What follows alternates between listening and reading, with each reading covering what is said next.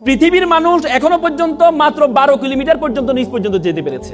সেটা কে করেছে জানেন? 1970 সালে সোভিয়েত ইউনিয়ন। তারা চিন্তা করলো তারা পৃথিবীর নিচে যাবে, কারণ তারা জানে পৃথিবীর নিচে হচ্ছে কিনা আমাদের বরাবর নিচে হচ্ছে কি আমেরিকা। আমরা যদি এখানে যে 6টা বাজে, আমেরিকাতে 6টা বাজে, রাত 6টা বাজে, দিন 6টা হলে রাত 6টা। সে চিন্তা করলো নিচ দিয়ে যাবে। তখন তাদের গবেষণা পথে তারা নিচে যাওয়া শুরু করেছে সাইবেরিয়া অঞ্চলে। নিচে গিয়ে তারা 12 কিলোমিটার পর্যন্ত গিয়ে দেখে সেখানে যেই গরম সেটা প্রায় 2000 সেলসিয়াস গরম। লোহা গলে যাচ্ছে সেখানে, কারণ 1500তে গেলে লোহা গলে যায়। আপনি দেখেন সূর্য আমাদেরকে গরম দেয়, আমরা 40, 50, 60 সেলসিয়াস গরম পাই আমরা। সূর্য আমাদের গরম দেয়, কিন্তু মাটির নিচে কিভাবে গরম হয়? পরবর্তীতে আর যেতে পারে নাই। সেই গবেষণা প্রতিষ্ঠানের প্রধান ছিলেন ডক্টর এসবক। তিনি বলেন, আমি যখন যেতে পারছি না তখন আমি একটা মাইক্রোফোন পাঠিয়েছিলাম সাউন্ড নেওয়ার জন্য, ভিতরে কি সাউন্ড হয়। বিলিভ অর নট, তিনি একজন খ্রিস্টান।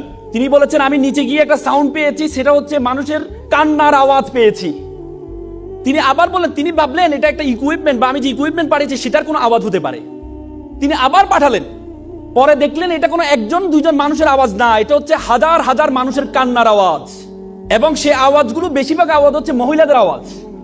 তখন তিনি স্টপ করে দিলেন। তিনি বললেন, I am a communist, I don't believe heaven and Bible, but I believe in hell. আমি জাহান্নামকে বিশ্বাস করি।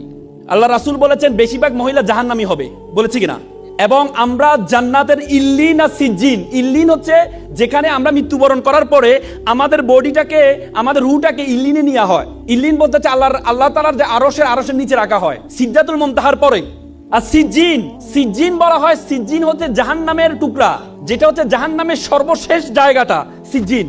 আব্দুল্লাহ ইবনে আব্বাস আল্লাহ রাসূলের চাচাতো ভাই ছিলেন। আল্লাহ রাসূলের চাচাতো ভাই আব্দুল্লাহ ইবনে আব্বাস বলেছেন সিজ্জিন হচ্ছে পৃথিবীর সর্বশেষে অবস্থিত, মানে পৃথিবীর নিচে অবস্থিত সিজ্জিন। তার মানে জাহান্নাম হচ্ছে পৃথিবীর নিচে অবস্থিত। আপনি চিন্তা করতে পারেন যে হাদিস সূরা নূহতে বলা আছে ফেরাউনকে আমি পানিতে ডুবিয়েছি, ডুবানোর পরে তাকে আমি জাহান্নামে নিক্ষেপ করেছি। তার মানে নিচে গিয়েছে, নিচে থেকে জাহান্নামে কিভাবে যায়? তার মানে আমাদের পৃথিবীর নিচে যে আগুন আছে সে আগুনের সেলসিয়াস বিজ্ঞানীরা বলেছেন 6000 সেলসিয়াস গরম।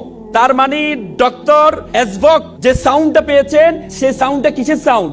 জাহান্নামের সাউন্ড।